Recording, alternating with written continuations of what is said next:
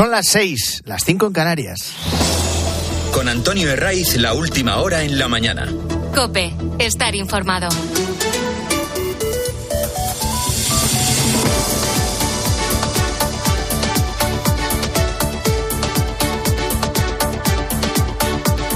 Muy buenos días, estrenamos aquí la mañana del fin de semana de COPE. Es 16 de diciembre.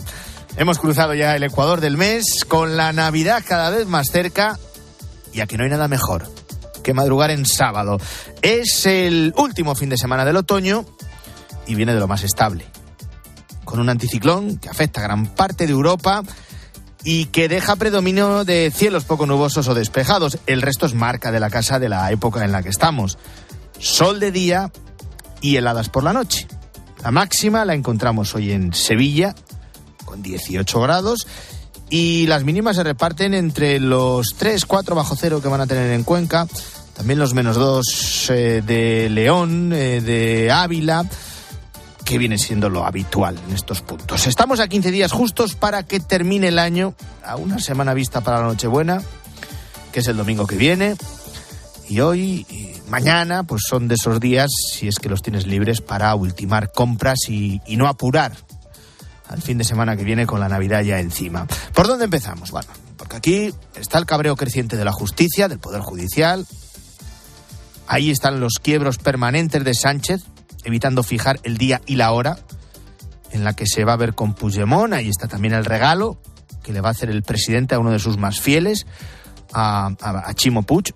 No dirán que Sánchez no es generoso con los suyos, después de premiar con una embajada la fidelidad de dos de sus exministros, Héctor Gómez y Miquel Iceta, al valenciano Ximo Puig, le han ofrecido otra embajada, otro retiro dorado, en la OCDE en este caso. Bueno, enseguida te explico qué es esto de la embajada para el expresidente de la Generalitat Valenciana.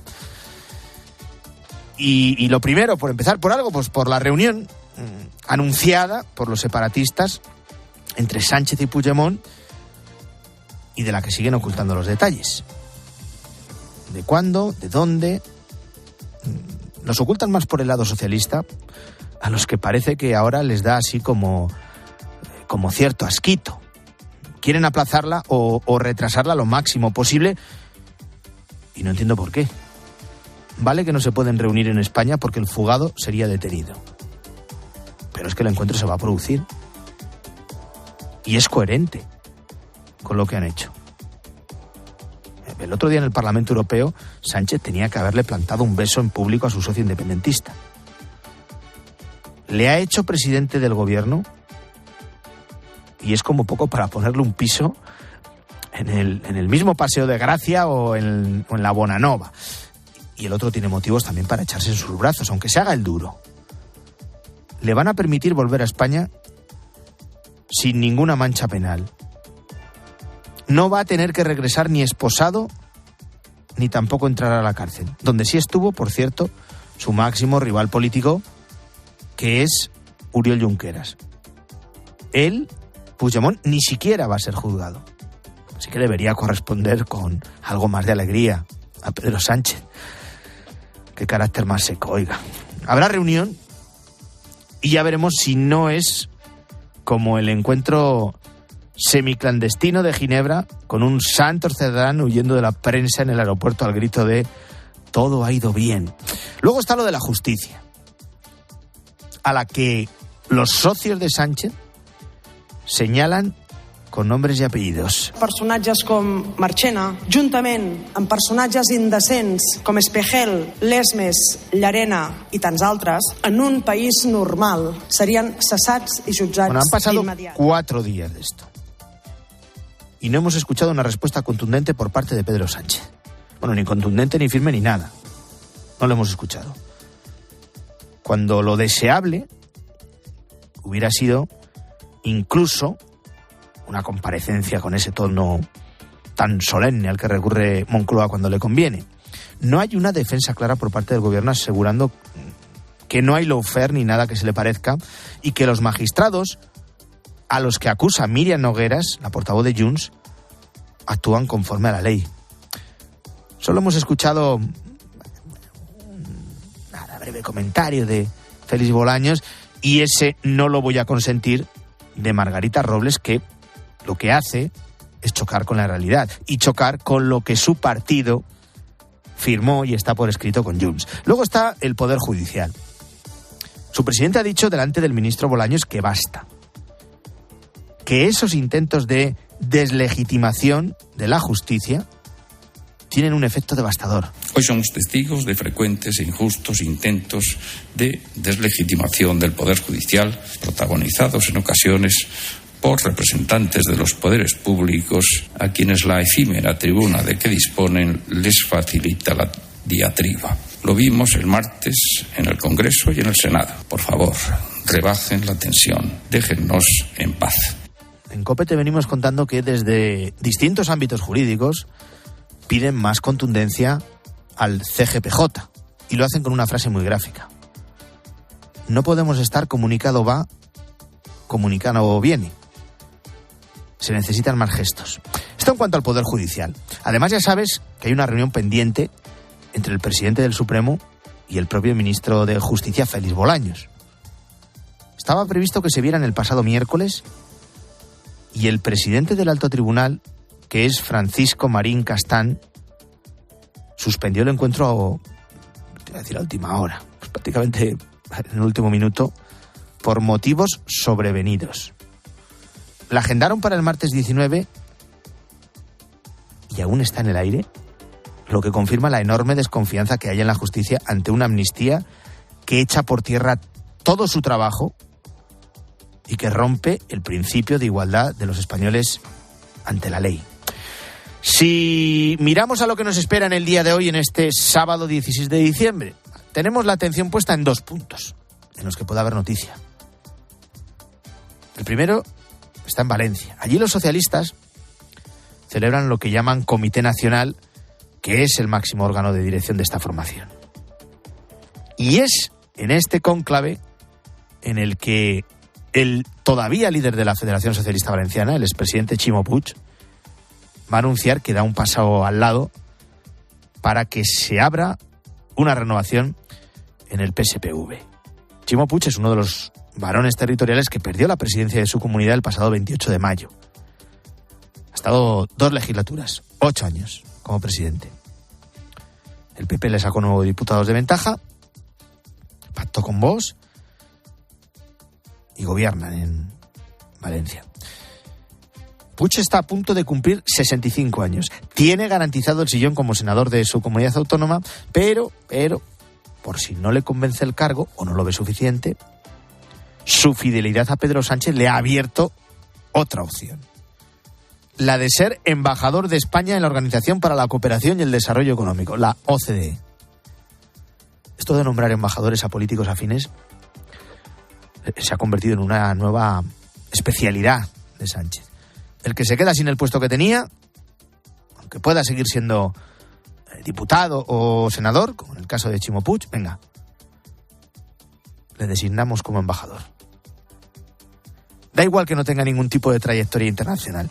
¿Qué más da que no haya tenido contacto alguno con los organismos a los que son destinados? Ahí tenemos a 2 exministros, como Héctor Gómez o Miquel Iceta. Ninguno de los 2 pertenece a la carrera diplomática. Pero Gómez ha sido nombrado como nuevo representante permanente de España ante la ONU en Nueva York y Miquel Iceta ante la UNESCO. ¿Ximo Puig va a seguir sus pasos en la OCDE? Es una opción que no le desagrada. Yo diría que ni a él ni a casi ningún alto cargo. De momento el expresidente valenciano abre la puerta a la renovación en la cúpula de su partido en esta comunidad. En el que se necessiten nous vents, nous canvis, nous lideratges. Vaig a ser mai un obstacle, sinó vaig nuevos liderazgos. Si acepta lo de ser embajador de la OCDE, tendrá un sueldo por encima de los 135.000 euros al año, lo cual no deja de ser un retiro más que dorado. La sede la tendría en París. De ahí la decisión que anuncié hoy. ¿Quién le va a suceder? Veremos. Se habla del alcalde de Mislata, de Carlos Bielsa. Se habla de Pilar Bernabé, de la actual delegada del Gobierno en la Comunidad Valenciana. También de Alejandro Soler, secretario general de Alicante. Y como apuesta de Ferraz, se incluye en las quinielas a Diana Morán, la ministra de Ciencia, que fue alcaldesa de Gandía. Da igual el nombre. Será alguien con el visto bueno de Pedro Sánchez, que tutelará hasta donde pueda el proceso de relevo, como ha hecho en otras comunidades. Y la salida de Puig, si termina en la OCDE, nos confirmará una moraleja que ya hemos visto muchas veces. El que es fiel a Pedro Sánchez tiene premio. Y Puig ha sido tan fiel como sumiso. No le hemos escuchado alzar la voz contra ninguna de las decisiones más controvertidas del presidente del gobierno. Ni ahora con lo de la amnistía, ni antes con la eliminación del delito de sedición. Ni hace 5 años, aunque nos parezca ahora el principio de los tiempos, contra los indultos. El gobierno de España lanza una iniciativa en favor del reencuentro y la lanza a la sociedad catalana y a la sociedad española. Más allá de los interesados, lo importante es el interés general de la ciudadanía. Y lo que está claro es que es una manera de avanzar. Bueno, esto lo dijo a cuenta de los indultos, pero se puede aplicar a lo de la amnistía. El argumento del interés general vale para todo. Aunque de lo que se trata es de liberar a delincuentes para seguir en el poder. No hay más. Y esta sumisión a la doctrina de Sánchez tiene premio. Habrá que ver si acepta Chimo Puig como embajador de España ante la OCDE en París. Y la segunda cita de este sábado, la que hay que echar también un ojo, es al pulso entre Podemos y Sumar. Después de que Yolanda Díaz humillara a los de Iglesias, dejándole 6 ministros en el gobierno, vetando a Irene Montero en las listas o ninguneándoles en la negociación con Pedro Sánchez, llega otra cita electoral que precisamente fue el punto de despegue de Podemos en 2014. Las elecciones europeas, que en esta ocasión están previstas para el 9 de junio del próximo año.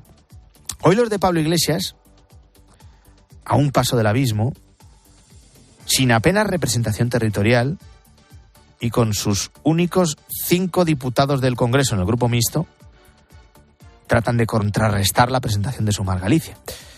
Y lo van a hacer en un acto en Madrid, donde van a intentar dar sensación de fuerza, de unidad, tras las sonadas salidas como la de Roberto Sotomayor. Y ya veremos si en ese acto que han convocado a las 11 en el Palacio de la Prensa de Madrid, en la Plaza de Callao, no hay algo más. Se está especulando, pues, con muchas posibilidades. ¿Se anunciará el regreso de Pablo Iglesias a la primera línea de la política? Porque no ha terminado de irse nunca, al revés. ¿Se anunciará la candidatura de Irene Montero como cabeza de lista de Podemos a las europeas? Veremos. Las elecciones del próximo año son la última oportunidad para evitar la desaparición de este partido. La están rozando. Hay más noticias en este sábado y te las cuento ya en titulares con Luis Calabor.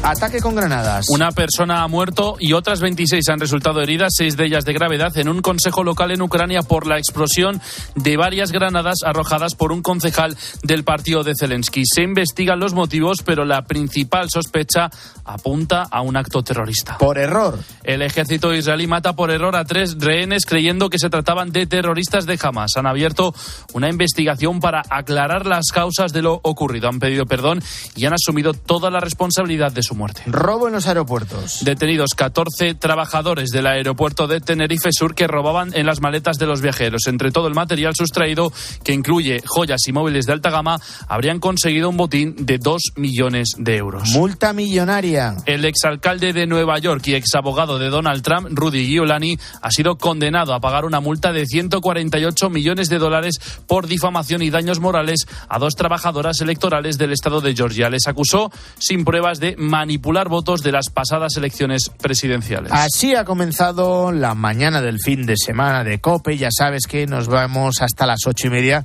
que es cuando llega César Lumbreras, toca la chifla y nos convoca a todas las gentes del campo a Agropopular. Ahora son las 6:14, 5:14 en Canarias. Antonio Herray. La mañana. COPE. Estar informado.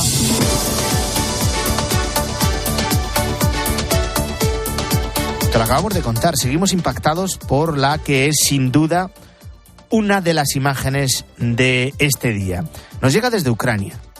Y para que te hagas una idea, para que te pongas en situación, puedes mirar al salón de plenos de cualquier ayuntamiento pequeño de España. Ayuntamiento de un pueblo de 500, 1000 habitantes, no más. Allí se estaba celebrando una reunión, una sesión en la que estaban debatiendo los presupuestos. Este pueblo se llama Kerensky, en el municipio de Mukachevo.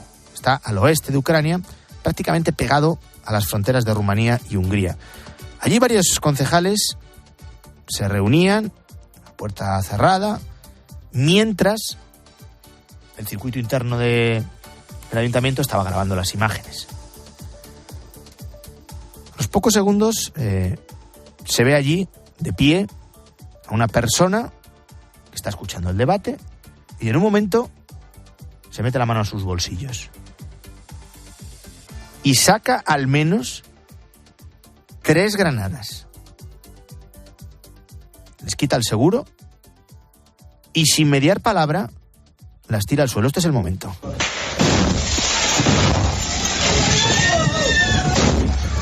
El resto ya lo escuchas. Los artefactos explotan a escasos centímetros de los concejales, prácticamente en los pies de los que se sentaban en primera fila. El resultado, hay informaciones confusas, pero todo apunta a que hay un muerto y al menos 26 heridos, que son la práctica totalidad de los que en ese momento estaban en esas dependencias municipales. ¿Quién ha detonado las granadas? Según algunos medios locales, se trataría de Sergiy Batrin, que es concejal del partido Siervo del Pueblo, es decir, la formación política del presidente ucraniano Volodymyr Zelensky. ¿Y por qué? No está clara la motivación. Allí se estaba discutiendo sobre los presupuestos. En concreto sobre el aumento salarial para los funcionarios de la localidad. Minutos después de esa discusión, el autor salió del pleno y regresó con las granadas. A mí no deja de sorprenderme la tranquilidad con la que esta persona portaba esos artefactos. Pide la palabra, dice, ¿me vais a dejar hablar? Se mete la mano al bolsillo y saca esas granadas de mano. Ahora la policía de la región ha iniciado una investigación. Hasta el lugar se han trasladado agentes, expertos en explosivos, peritos forenses, y se está investigando este suceso como un presunto acto terrorista. Todo esto ha ocurrido el mismo día que terminaba la última cumbre de jefes de Estado y de Gobierno de la Unión Europea de este 2023. Una cumbre en la que, Álvaro Sáez, buenos días. ¿Qué tal, Antonio? Buenos días. Precisamente Ucrania, el país que preside Volodymyr Zelensky, ha logrado una de cal y otra de arena. Sí, buenos días. Ha sido este sábado que se cumplen 662 días de guerra contra Rusia y por fin Hungría levantaba ese veto a iniciar las negociaciones de su futura adhesión junto a la de Moldavia. Ha sido además con un gesto, el de la salida pactada de la reunión de líderes de su primer ministro, Viktor Orbán, el más reacio a la apertura de estas negociaciones. Zelensky ha logrado su ansiada petición, aunque para que Ucrania sea considerado como miembro de facto van a pasar varios años, décadas, dicen algunos, pero a la vez que Zelensky conseguía este simbólico gesto, veía como Viktor Orbán, el presidente de Hungría, vetaba la ayuda de 50.000 millones de euros para Kiev, que contaba el próximo presupuesto comunitario. ¿Y cuál es el resultado? Pues que esta mesa de negociación sobre el presupuesto para ayuda a Kiev se volverá a debatir en enero. Y de la guerra de Ucrania a otro conflicto bélico, en este caso el de Israel y Gaza. Atento, esta noche el ejército israelí ha reconocido que ha matado a 3 rehenes israelíes que estaban en manos de los terroristas de Hamas. Esto puede dar un giro a la situación porque en estas últimas semanas se estaban multiplicando las voces críticas contra el primer ministro Benjamin Netanyahu. Críticas que han ido en aumento desde ese ataque indiscriminado por tierra, mar y aire del 7 de octubre que el gobierno de Netanyahu ni la inteligencia israelí vieron venir. Toda la comunidad internacional lleva tiempo pidiendo que se respete el derecho internacional en la franja. Y estas semanas su máximo aliado, Estados Unidos, reconocía que estaban perdiendo apoyo. En un comunicado, las Fuerzas Armadas israelíes aseguran que los identificaron a esos 3 rehenes erróneamente como una amenaza, así que las tropas dispararon contra ellos y los mataron. 3 rehenes secuestrados por Hamás el pasado 7 de octubre. Ha dado más explicaciones sobre ello Daniel Lagari, que es general de brigada de las Fuerzas de Defensa de Israel. Es un incidente trágico que tuvo lugar en una zona de combate donde los soldados se enfrentaron a muchos terroristas y libraron duras batallas en los últimos días, incluido hoy. En algunos casos también se encontraron con terroristas suicidas que realizaban atentados con bombas, sin armas, además de experimentar ataques en los que los terroristas intentaron engañar a los soldados y atraerlos a una trampa. De acuerdo con los últimos datos del Ministerio de Sanidad de Hamás, desde el 7 de octubre han muerto cerca de 18.800 palestinos en los bombardeos israelíes, la mayoría mujeres, niños y adolescentes. Atento a este dato. España es el tercer país del mundo en consumo de alcohol, con una media de 11 litros por persona al año. Alguno dirá, estoy por encima, otros dirán, estoy por debajo porque no pruebo el alcohol o lo pruebo prácticamente de forma testimonial. La media mundial se sitúa en 8,6 litros con ese consumo por persona al año. Y fíjate, a pesar de que su venta está prohibida a menores, el consumo comienza a los 14 años. Estamos hablando de adolescentes que cursan, pues eso, segundo o tercero de la ESO. Y estos niveles de consumo tienen sus consecuencias. Un 6% de la población padece un trastorno por alcohol. Agustín es una de esas personas. Tuve una perforación de estómago muy seria. Luego, a partir de ahí, me dio un infarto. La depresión que pasé, pero me dejó una ansiedad y la voy controlando. Incluso hoy no tomo ninguna medicación para ello, pero psicológicamente me dejó mal. Los especialistas advierten de que no hay riesgo cero en el consumo de bebidas alcohólicas. De hecho, 200 enfermedades están directamente vinculadas. Cualquier órgano se puede ver afectado. La cirrosis es la enfermedad más asociada al consumo de alcohol, pero puede dañar el sistema digestivo, el páncreas, incluso la boca. No hay que decir tampoco, y no hay que ocultar, que tiene efectos en el cerebro y que pueden verse afectados músculos y huesos. Depende de nuestro estado de salud general y de nuestro ADN, pero el mínimo consumo puede hacernos daño, asegura el doctor Ignacio Novo.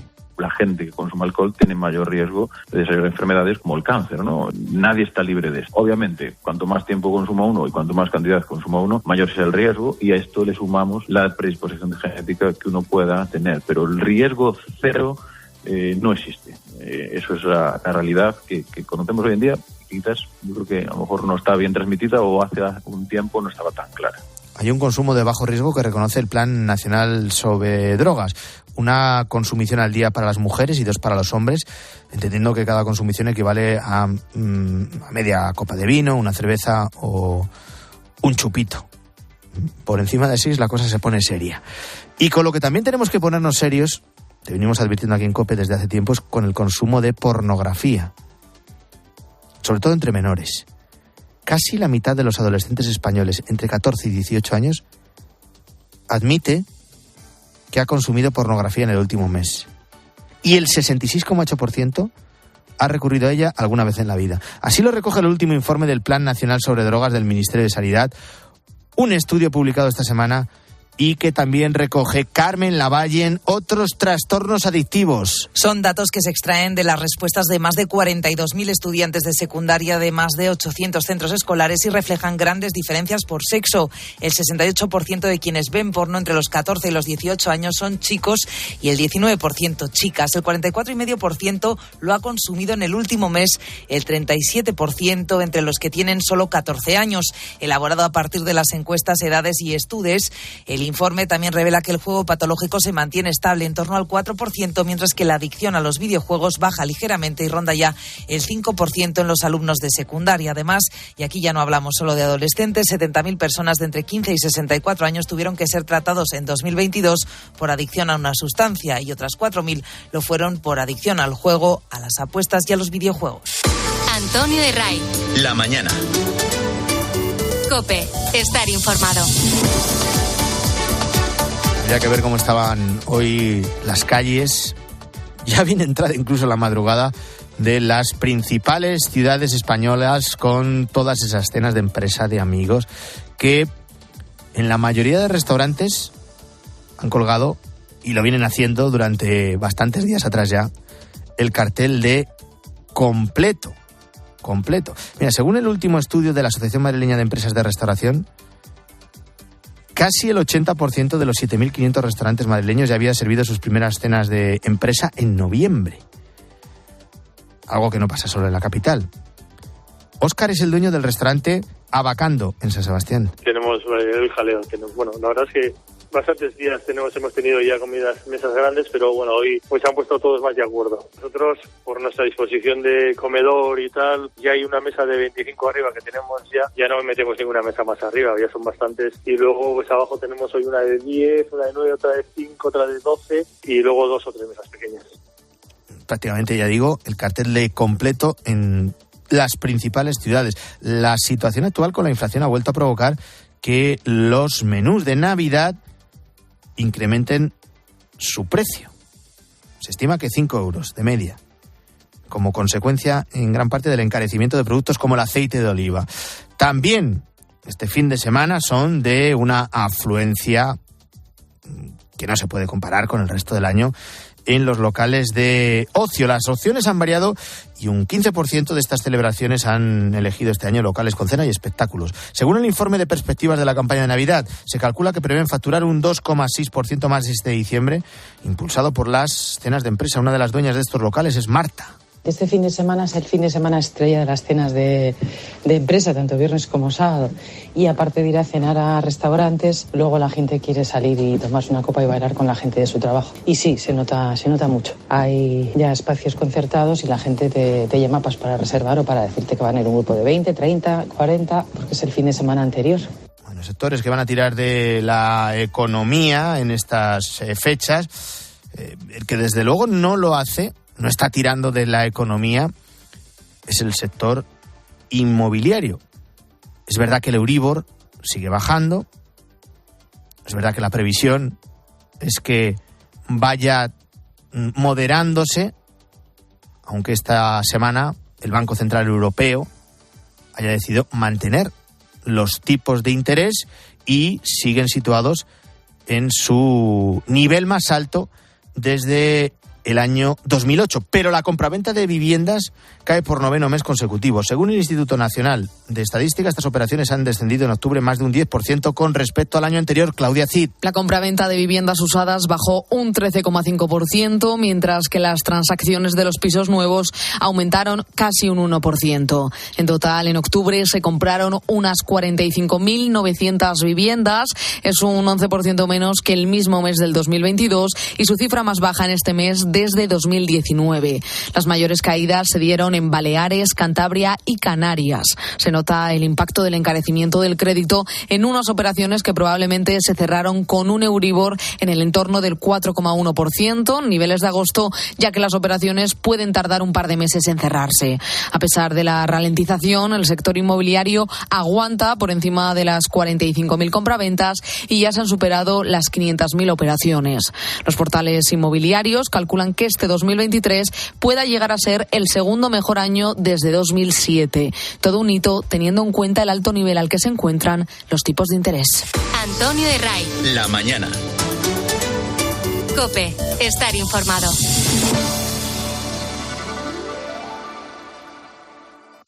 El portal de Belén. Devuelvo a mi hermana a casa por Navidad. De Gran Canaria y yo de Lanzarote, pero bueno, estábamos en diferentes islas. ¿Y a ti? ¿Qué es lo que más te ilusiona de la Navidad? Lo que más me ilusiona de la Navidad es el mensaje que trae, la esperanza que porta y concretamente que volveré a ver a mi padre. Que mucha bola y mucho espumillón, pero hay que ver la bomba que tiene detrás. En Fin de Semana COPE, Cristina López Slichting comparte contigo la ilusión de la Navidad. Feliz Navidad. El Corte Inglés, donde vive la magia de la Navidad. Guillermo Fesser y sus reporteros 100% únicos entrevistan a Xavier Sardá y Albert Rivera. 30 reporteros únicos con trastorno del espectro autista, gente que no tiene filtros. ¿Cómo conociste a Malú? Yo sabía que esta me iba a caer. 100% únicos, los lunes por la noche, en Telecinco.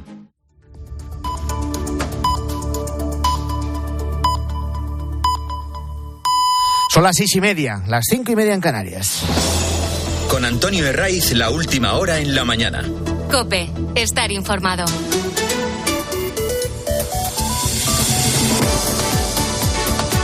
Muy buenos días, bienvenidos si te incorporas a esta hora, la mañana del fin de semana de COPE de este 16 de diciembre que nos sitúa a las puertas de la Navidad.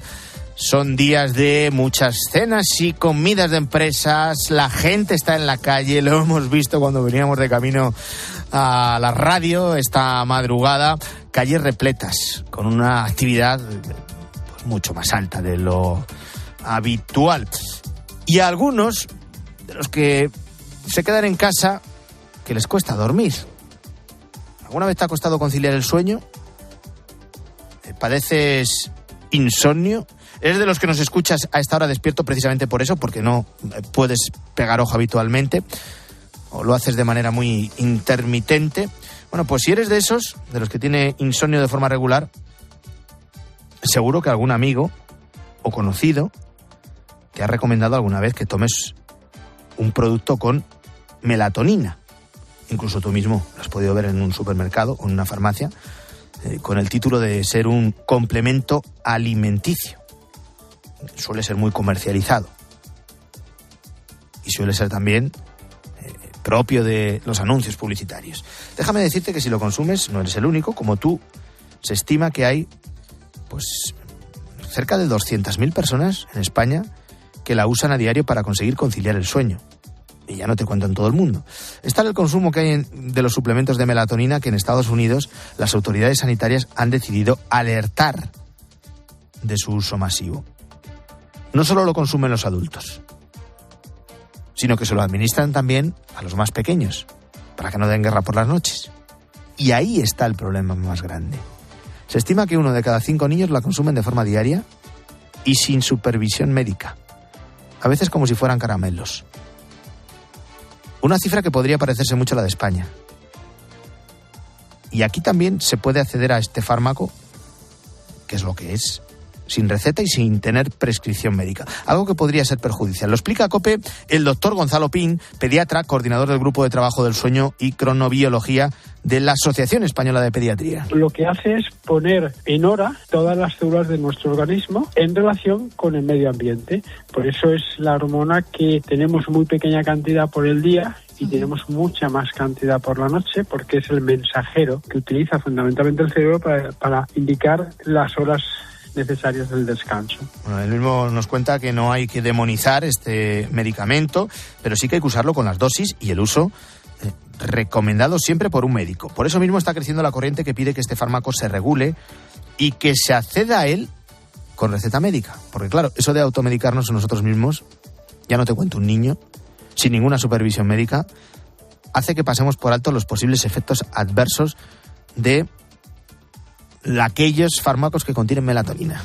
A corto plazo, somnolencia diurna, hay un aumento de posibilidades de accidentes, mayor dificultad de concentración. Y luego eso que si se va tomando a largo plazo, ya empezamos a tener algunas alteraciones más metabólicas. Pero desafortunadamente en niños el problema es que no tenemos datos ni a favor ni en contra. Y este doctor nos cuenta que consumir melatonina tiene que ir acompañada de una buena higiene del sueño. Se ha banalizado su uso, no se consume de forma adecuada, así que nos cuenta cuando lo hagamos siempre bajo las recomendaciones y supervisión de un especialista. Están pasando más noticias, te las cuento con Luis Calabor. El Poder Judicial se defiende ante el señalamiento de jueces. El presidente del Consejo General del Poder Judicial, Vicente Guilarte, eleva el tono y lanza un déjenos en paz 3 días después del ataque de la portavoz de Junts per Catalunya desde la tribuna del Congreso. Ante el ministro Bolaños, Vicente Guilarte mira al gobierno y recuerda que ningún poder del Estado puede ser cómplice de estas campañas ni con sus actitudes ni con sus silencios. El PP exige a la presidenta del Congreso que retire del diario de sesiones las acusaciones de la separatista Míriam Nogueras. El Partido Socialista de Valencia celebra un comité que abre la puerta a la salida de Ximo Puig. El expresidente valenciano perdió las elecciones el pasado 28 de mayo. Es senador por designación autonómica y hay una propuesta del gobierno para que sea embajador de la OCDE. Puig estaría dispuesto a aceptar ese retiro dorado con sede en París. Y el Barça necesita hoy la victoria para no descolgarse más de los puestos de arriba de la Liga. Raúl Liñares. 7 puntos es la diferencia con el líder, con el Girona. El conjunto culé necesita sumar los 3 puntos frente al Valencia en Mestalla. Xavi Hernández se ha mostrado descontento con el entorno, cree que no está ayudando al equipo desde fuera y ha dejado un recado a la prensa. Nos hemos clasificado primeros de Champions. Por cierto, ninguno de vosotros me felicitó la última rueda de prensa por ello. Sí. Primer objetivo cumplido. Vamos a intentar hacer una temporada mínimamente notable y si es de excelente, pues ¿qué haremos con todo lo que está sucediendo ahora? El partido será a las 9 de la noche y la jornada 17 ha comenzado con la victoria de Osasuna por 1-0 frente al Rayo Vallecano. A las 2 más fútbol, Celta-Granada, a las 4:15 uno de los platos fuertes del día, el Atleti de Bilbao, Atlético de Madrid, y a las 6:30 el Sevilla recibe al Getafe. En Euroliga el Valencia ha ganado a Olympiacos y el Barça ha caído frente al Olimpia Milano. Todo el deporte lo podrás seguir a partir de la 1 con nuestros compañeros de Tiempo de Juego.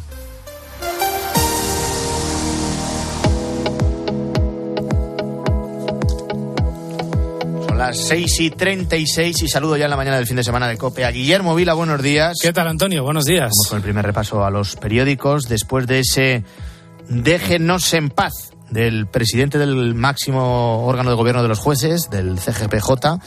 Los periódicos vuelven a poner hoy el foco en el malestar en el mundo de la justicia por las injerencias políticas. Fue casi un grito de Vicente Aguilarte que, como explica Voz Populi, iba dirigido a la portavoz de Junts, pero también al popular extremeño José Antonio Monago. Malestar en el Supremo por la falta de respaldo del gobierno, titula ABC. Lamenta que el Ejecutivo no desmienta las acusaciones de lawfare del independentismo. También es la apertura del Mundo. Los jueces avisan al Congreso, no pueden ni admitir citarles. Recuerdan que la ley impide a los políticos intimidarlos. Mientras tanto, vamos conociendo más detalles del acuerdo entre el PSOE y Bildu para repartirse la alcaldía de Pamplona. Y de momento, porque según La Razón, el pacto del PSOE y Bildu amenaza 4 alcaldías más. Se trata de Estella, Sangüesa, Barañáis y Valle de Hues. El debate entrevista al portavoz del PP en el Ayuntamiento de Pamplona.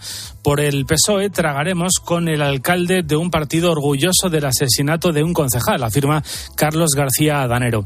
Y leemos en The Objective que el número 3 de Bildu en Pamplona fue condenado por agredir a agentes de la policía. Voz Populi se centra en las consecuencias políticas inmediatas.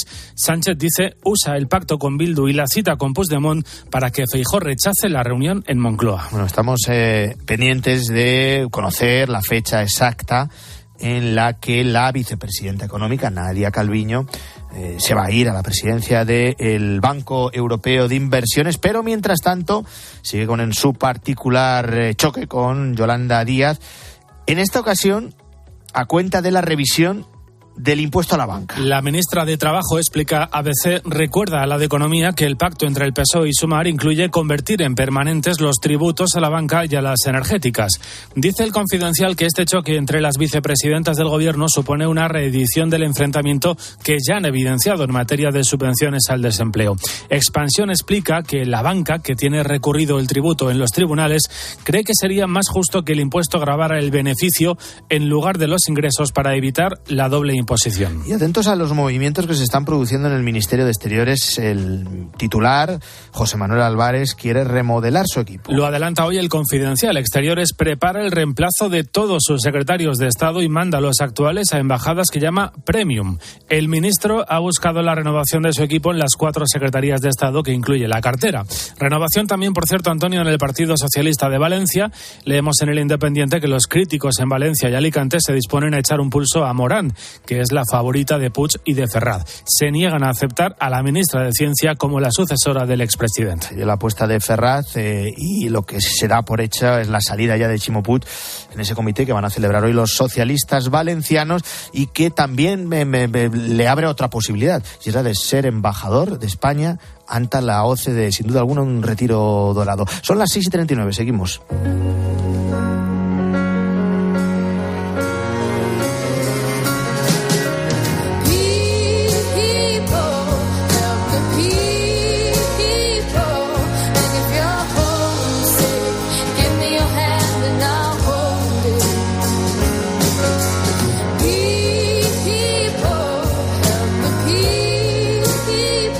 Vamos cerrando el año en este sábado 16 de diciembre. Si miramos el calendario, faltan 15 días para despedir 2023. Y son días de echar números, de hacer balances para tu empresa, para tu negocio, incluso para tu trabajo, si es que tienes marcados objetivos al finalizar el año. Esta semana se han presentado también los datos provisionales de la asignación tributaria registrados a favor de la Iglesia en la última declaración de la renta. Jefa de contenidos socioreligiosos de COPE, Irene Pozo, ¿qué tal? Buenos días. Muy buenos días, Antonio. Conocida como X de la Iglesia, que hay que decir, Irene, que bate récord. Más de 8.700.000 españoles que han marcado esta casilla en su declaración. Sí, y fíjate, lo han hecho en las más de 7,6 millones de declaraciones, lo que supone la cifra récord de asignantes de declaraciones en un solo año. El número total de declaraciones a favor de la Iglesia es de 7.631.143, lo que supone un aumento de 209.218 con respecto a la renta del año anterior. Así lo explicaba el vicesecretario para Asuntos Económicos de la Conferencia Episcopal Española, Fernando Jiménez Barrio Canal. Si tuviéramos en cuenta el dato de aquellas declaraciones que se hacen conjuntas y que por tanto son dos contribuyentes a la vez los que los marcan, estaríamos aproximadamente en algo más de 8,7 millones de declarantes que han asignado a favor de la Iglesia. 7,6 millones de declaraciones supone la cifra récord de asignantes de declaraciones en un solo año.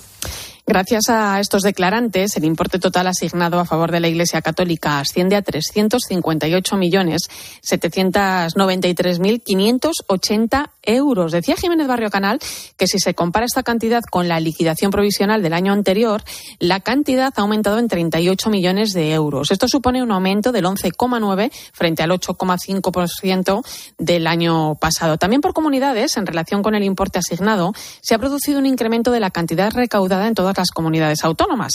Escuchamos de nuevo a Fernando Jiménez Barrio Canal. En 16 de las 17 comunidades autónomas se ha incrementado el número total de declarantes a favor de la Iglesia. En términos absolutos son las comunidades autónomas de Andalucía, Madrid, Comunidad Valenciana y Castilla-La Mancha, donde se ha incrementado con mayor intensidad el número de declaraciones a favor de la Iglesia.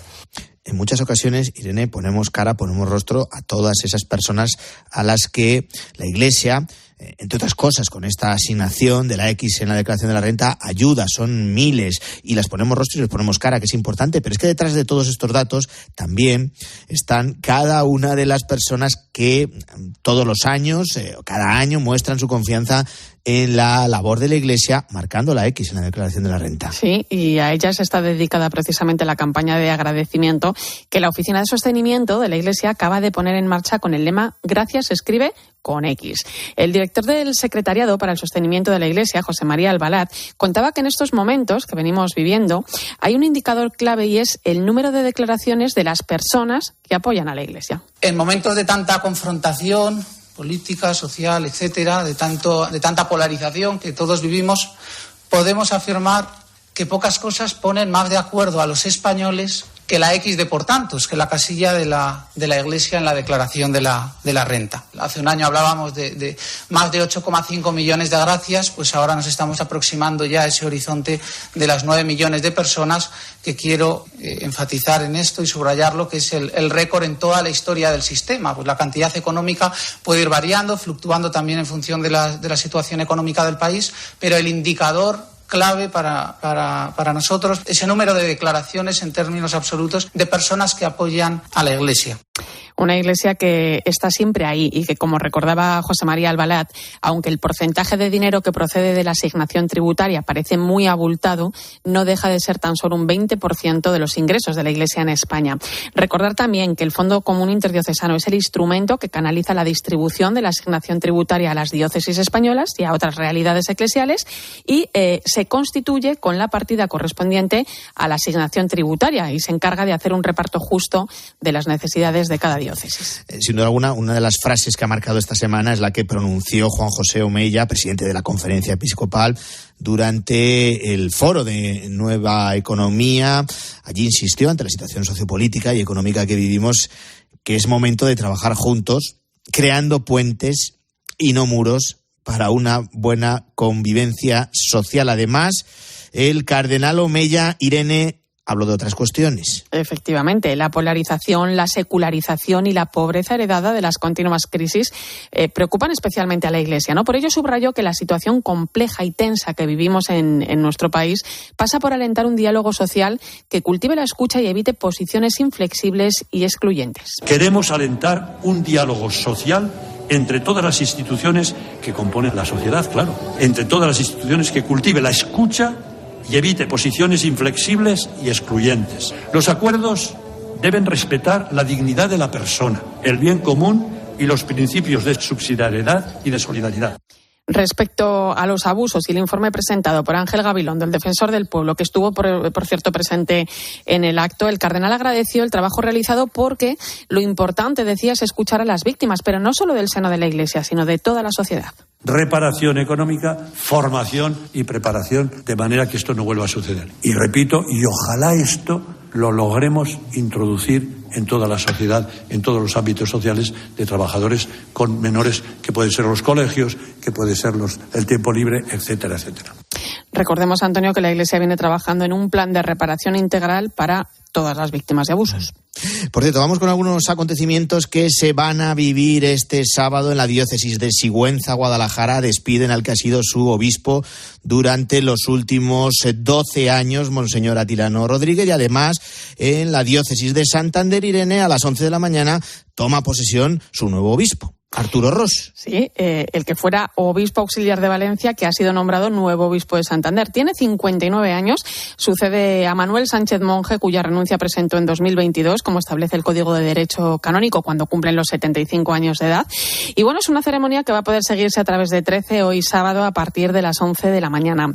Fíjate, cabe destacar que es un obispo muy cercano a los jóvenes, ¿no? Es la persona que además está al frente de la pastoral juvenil en la conferencia episcopal y fue quien estuvo a la cabeza de la participación de nuestros jóvenes en la última JMJ de Lisboa, ¿no? Acuérdate que participaron cerca de 100.000 chavales de todas las diócesis españolas. Han pasado ya 4 meses desde que en Lisboa se vivieran unos días muy especiales para, cientos de jóvenes, muchos de ellos españoles. Hoy el recuerdo de la Jornada Mundial de la Juventud está muy vivo, también porque en Argentina va a ser beatificado el cardenal Eduardo Francisco Pironio, que fue el impulsor de las Jornadas Mundiales de la Juventud. De hecho, la primera JMJ se celebró en Roma el Domingo de Ramos del año 86. El Papa por aquel entonces era Juan Pablo II, pero la persona a la que se le ocurrió la idea de realizar estas jornadas fue al cardenal Pironio. Los jóvenes quieren participar hoy, sea en la construcción de la sociedad, sea en la edificación de la iglesia, se sienten verdaderamente parte de la iglesia y ven que tienen un espacio que quieren ocupar. Quería fomentar en los jóvenes un espíritu misionero que se extendiera por todo el mundo. Pironio era el menor de 23 hijos y sus padres eran inmigrantes italianos en Argentina. Desde muy chiquitito supo que su vocación era ser sacerdote, se ordenó, llegó a ser obispo, después cardenal, y durante toda su vida pues quiso subrayar la importancia de los laicos en la Iglesia, sobre todo de los jóvenes.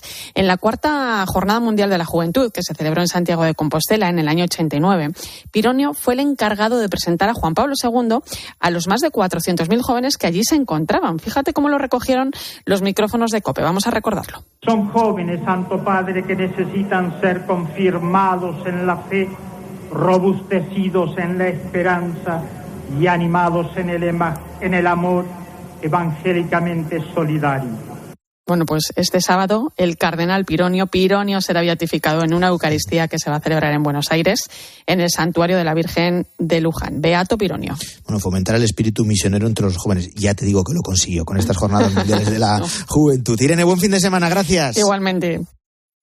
Antonio Herray. La mañana. COPE. Estar informado.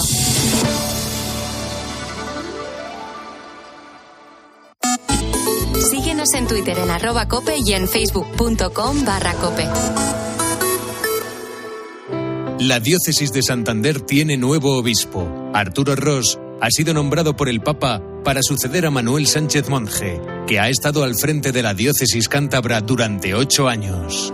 Arturo Ros tomará posesión de la diócesis después de 7 años como obispo auxiliar en la archidiócesis de Valencia. Desde la Catedral de Santander, Santa Misa y toma de posesión de Monseñor Arturo Ros como obispo de Santander. El sábado a las 11 de la mañana, en 13. Si lo que te separa del universo digital de tus hijos son puertas que todavía están cerradas, ¿cuántas estás abriendo? El universo digital de tus hijos e hijas es todo un mundo. Más puertas abres, más lo entiendes. Descubre cómo en FAD.es.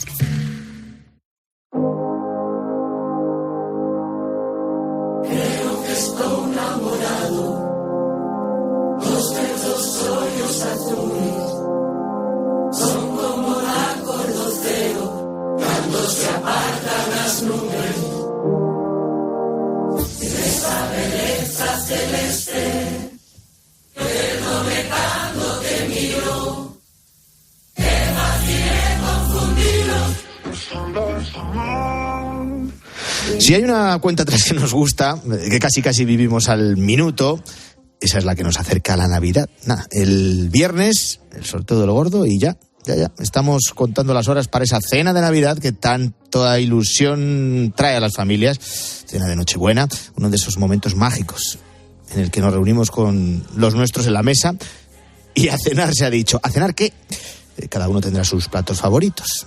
Que si el menú repleto de cordero, codillo, una buena sopa. Pero uno de los protagonistas más repetidos acaba siendo el marisco. Y los datos dejan una evidencia muy clara. Según un estudio de una conocida cadena de alimentación de origen alemán, con casi 400 tiendas en España, en Navidad consumimos el 30% del marisco de todo el año. Y está presente en el 61% de todos los platos. Guillermo Vila, te saludo de nuevo. ¿Qué tal, Antonio? Bueno, aunque pueda parecerlo, Guille, si hablamos de marisco, el gran problema de este año no es solo el de la elevada subida de precios, que también lo es, pero es otro que afecta gravemente a las 3.000 familias que viven de esto, sobre todo en Galicia, la comunidad autónoma con más buques pesqueros. Estamos hablando de un descenso, Guille, claro, en la producción. Sí, de hecho son los peores datos de producción, Antonio, de marisco blanco en Galicia en 2 décadas. Lo vemos claramente con la almeja fina. En 2008 se recolectaron 781.000 kilos de este pescado, mientras que en 2022 apenas 22.000. Otro ejemplo es el del berberecho, que ahora mismo tiene una mortandad del 95%. Antes un kilo solía costar entre 10 y 12 euros, ahora cuestan casi 40. Esto ha llevado a situaciones límite a pescadores como los de Noya, en La Coruña. Santiago Cruz, el patrón mayor del puerto, explica que ha llegado a tal punto que este año ni siquiera van a abrir su negocio. No vamos a abrir porque nos murió el 90% del berberecho con las temporales y las borrascas de lluvia y bajó la salinidad. Bueno, abrimos 8 días en octubre y ya cerramos porque, bueno, murió el 90% del berberecho, no teníamos marisco. Una de las grandes preguntas, de hecho, que todo el mundo se hace es cuáles son los motivos de esta gran mortandad entre el marisco blanco. No estamos hablando de una causa única, hay varias. Santiago explica que hay un conjunto, Santiago Cruz, que hay un conjunto de factores que nos pueden dar un detalle importante y una visión de conjunto de una situación que es muy complicada. El cambio climático está ahí, pero aquí nosotros también nos afecta también las borrascas. Nosotros también igual nos abren ahí las compuertas de la presa del Tambre, Naturgy, en la bajamar. Y bueno, y crea más mortandad si cabe, ¿no? Porque nos podía morir el 60%, pero si nos muere el 90%. Build a fire and gather round the tree. Fill a glass and maybe come and sing with me. Las cofradías gallegas piden ayuda urgente. Han solicitado a la Xunta que las rías afectadas sean declaradas zonas catastróficas cuanto antes. Estas zonas son las de Pontevedra, Arousa y Vigo. Creen que es algo excepcional pero urgente. Las causas son varias, como hemos escuchado antes que comentaba Santiago. Por ejemplo, la falta de regularidad de las lluvias. Pero, ojo, no porque no llueva. En varios ríos, como el Tambre o el Traba, llegó a llover tanto en tan poco tiempo que estos cauces desaguaron con demasiada fuerza. Y el marisco llegó ya muerto. Pero el principal problema es la temperatura. Normalmente en diciembre el agua de Galicia se sitúa en los 12 grados, este mes ha estado en 17. Y a eso hay que sumarle, Antonio, la contaminación que provoca que las depuradoras no filtren adecuadamente el agua. Una de las personas que mejor explica este problema es Rogelio Santos, es un pescador tradicional de La Coruña. Se ha hecho popular en las redes sociales por su capacidad para visibilizar la realidad de unos pescaderos y mariscaderos que necesitan ayuda urgente. Esta campaña está... ¿Mariscaderos o marisqueros? Mariscadores. Yo creo que mariscadores, ¿no? Sí, pero no mariscaderos como ponía. No. Perdón. Una de las personas que mejor explica este problema es Rogelio Santos, un pescador tradicional de La Coruña que se ha hecho muy popular en las redes sociales por su capacidad para visibilizar la realidad de unos pescaderos y de unos mariscadores que necesitan ayuda urgente. Esta campaña está siendo terrible para ellos. La mayoría de los mariscadores en rías como la de Muros Noya ya habrían ganado el 60 o el 60 o el 70% de la campaña marisquera y en este momento están a cero. Están a cero y sin ninguna solución. Y están ahí a las puertas de Navidad para preparar las cosas para poder comer en familia con los hijos, comprar los regalos de Navidad para sus hijos, y toda esta gente está desamparada. Bueno, ya ha reunido a más de 30.000 seguidores en redes sociales que presencian cómo viven una situación muy precaria. Dicen que es desesperante, el mar no está bien y él lo nota casi cada día. Estamos, por ejemplo, como el agua del mar está más caliente que nunca y esto afecta a las corrientes marinas, por ejemplo, y a la abundancia o escasez de marisco. Y al mismo tiempo, pues trato de dar recomendaciones en línea con esto desde pues el sector y las personas que mejor conocen cómo es el marisco en Galicia. Aquí, Guillermo, el tópico de evitar que sea tarde ya no funciona. Sí, porque la situación, Antonio, es realmente complicada, como estamos explicando. Rogelio dice que hacen falta medidas por parte de la Xunta de Galicia, pero insiste en que también es fundamental la concienciación de los ciudadanos. No podemos acusar a un único factor y tampoco se trata de buscar culpables, sino de que pongamos la solución para que lo que ha pasado este año se pueda ir revirtiendo y que para el año próximo pueda haber algo más de marisco y a largo plazo que podamos recuperar la capacidad productiva de nuestras rías, que al final no es un problema solo de los mariscadores, es un problema de la capacidad que tenemos como país de producir nuestros propios alimentos de gran calidad y no depender de terceros países. Y nos... ¿Qué ha pasado? Yo estoy aquí, pero es que a mí. Ya, es que te había dicho, pero no me has debido oír, que quedaba mejor que la siguiente frase la leyeras tú primero, porque es como un cambio de tema. Entonces, lee tú lo de... Nos falta analizar cómo ven la situación. Vale, perdón. Y nos falta analizar cómo ven la situación desde las pescaderías. Donde tratan, Antonio, de mandar un mensaje de calma. Pese a que las variedades más conocidas, como los berberechos, se puedan encarecer, hay muchos otros mariscos que se pueden consumir. Solo hay que encontrar la opción correcta. Nos lo explica Candelaria, pescadera en La Coruña. No hay lo mismo que el año pasado, por la cuestión del temporal, pero bueno, algo quedó en los viveros. Si no es en una parte, no es en otra de los viveros, pero hay. De hecho, ayer en Carril había 5.000 kilos de japónica, de los viveros de Carril. O sea, se nos murió un tanto por ciento, pero nos queda siempre algo. Bueno, estamos en una semana de Nochebuena, de Navidad. Todas estas razones que estamos analizando han provocado un aumento de los precios, no solo por la mortandad del producto, sino por la propia evolución de la inflación, que, como venimos contando en COPE, ha provocado un aumento global de la cesta de la compra del 9%. Lo aseguran varias pescaderas de la misma zona de Galicia con quien hemos hablado estos días. Una de ellas es Mari, que ve un cambio de precio muy evidente cuando faltan tan solo, como estás contando, apenas unos pocos días para la Navidad. En noviembre la nécora aún iba a un precio, ¿qué tal?, a 30 euros. Hoy la vendí, la grande, a 45. Estamos hablando que en un mes subió muchísimo. Y la centolla la semana pasada se vendió a 28 y ahora ya está a 35. En menos de 4 o 5 días. Los precios, como contaba esta pescadera, están por las nubes. La cigala está entre 58 y 68 euros el kilo, por ejemplo, una subida de 10 euros. El camarón ha subido 20 euros el kilo, ha pasado ya de los 100 euros. Unos precios que hacen que muchas personas busquen alternativas más económicas, como este cliente de la pescadería de Mari. Estamos tanteando, pero sí, también nuestro poder adquisitivo no es el que era el de los abuelos en su día y el producto no está igual. Entonces tiraremos de algo congelado seguramente. Si queremos poner algo de marisco en la mesa, será algún producto ultracongelado seguramente. Bueno, esa es una alternativa también, la de pescado, la de producto marisco congelado. La situación del pescado de arrastre es complicada, te la hemos contado. Hay que recordar que España genera el 20% de la producción pesquera de la Unión Europea y gran parte de esa pesca sale de Galicia.